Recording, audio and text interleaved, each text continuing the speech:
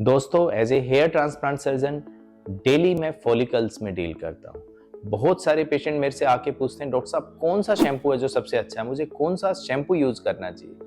अब देखिए, गलती शैम्पू की नहीं है। आपके शैम्पू में कोई प्रॉब्लम नहीं है, बहुत सॉफ्ट शैम्पू है जो आप यूज कर सकते हैं। आपका जो वॉश रूटीन है वो बहुत जरूरी है, कब वॉश करना है, ओवर वॉश तो नहीं कर रहे हैं। देखिए, स्कैल्प एक इकोसिस्टम है, बिल्कुल अर्थ की तरह। यदि इसका बैलेंस खराब होता है तो बालों का झड़ना पक्का है। तो इसलिए समझिए कि कैसे क्या करना है। अब हम सबसे पहले बात करेंगे ओवर वॉशिंग की। बहुत सारे लोग होते हैं जिनको स्क्विकी क्लीन चाहिए अपना स्कैल्प, इसलिए वो सुबह उठते ही शैम्पू लगाना स्टार्ट करते हैं। कई लोग तो दिन में दो दो तीन तीन बार भी शैम्पू लगा के अपने बालों को वॉश करें। अब इससे प्रॉब्लम क्या होती है? इन सब में केमिकल्स हैं, सल्फेट्स हैं। तो क्या क्या चीजें हो सकती हैं? सबसे पहली चीज, रिबाउंड ग्रीसीनेस। आप शैम्पू यूज कर रहे हैं स्कैल्प को क्लीन करने के लिए, इससे स्कैल्प में सिग्नल जा रहा है कि भाई, ब्रेन में सिग्नल जा रहा है कि आपका स्कैल्प ड्राई हो गया है, ऑयल सिक्रीशन बढ़ जाती है, उल्टा ग्रीसीनेस बढ़ जाती है। दूसरी चीज है माइक्रो इन्फ्लेमेशन। जितना आप क्लीन करेंगे, ओवर ही क्लीन कर देंगे तो जो स्कैल्प की टॉपिकल लेयर है वो डैमेज हो जाती है, वहां का सब सिक्रीशन हट जाता है। इससे क्या होता है कि वहां इन्फ्लेमेशन, ड्राइनेस, इचिंग ये सब हो जाती है।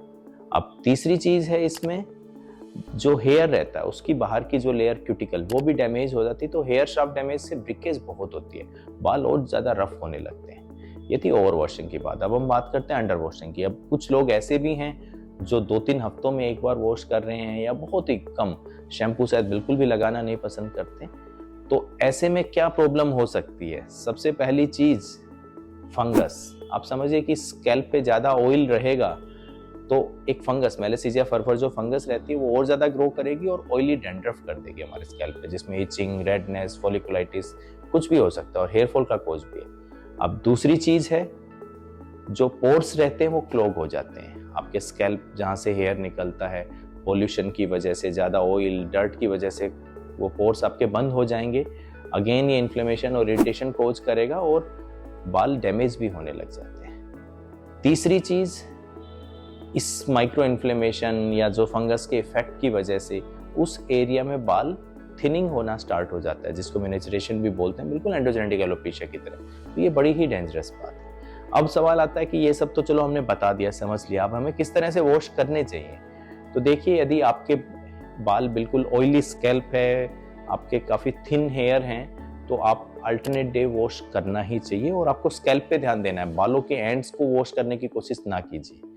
दूसरी चीज, आपका स्कैल्प ड्राई है, आपके थिक हेयर हैं, हफ्ते में 2 बार वॉश करें, काफी है, और आपको कंडीशनर यूज करना चाहिए उसके साथ ही। अब तीसरी चीज है, आप एथलीट हैं या डेली आपको स्वेटिंग काफी आती है, डेली वॉश जरूर करना है बालों को, लेकिन शैम्पू हफ्ते में 2 या 3 बार से ज्यादा यूज ना करें, तो पानी से रिंस कीजिए।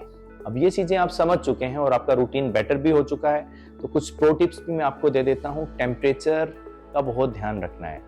सर्दी कितनी हो, बिल्कुल हॉट वाटर से आप बालों को धोएंगे तो डेफिनेटली नुकसान करेगा, तो हमेशा ल्यूकवार्म या कोल्ड वाटर यूज कीजिए बालों को धोने के लिए। स्कैल्प मसाज, जब भी आप शैम्पू करते हैं तो नाखूनों से कोई कुछ नहीं क्लीन करने की कोशिश कीजिए, फिंगर टिप्स को हल्के से आप बालों पे रगड़िए, थोड़ा सर्कुलर मोशन में, तो उससे क्लीनिंग ज्यादा अच्छे से भी होगी और थोड़ा बेटर इफेक्ट आएगा शैम्पू का। तीसरा, आप बाल बहुत ज्यादा डर्टी है तो आपको 2 वॉश रूल यूज करना चाहिए। बेसिकली हल्का शैम्पू लगाओ, एक बार वॉश करो, फिर दोबारा से हल्का शैम्पू लगा के वॉश करो, तो ये ज्यादा अच्छे से क्लीन करेगा और बेटर आपको देगा।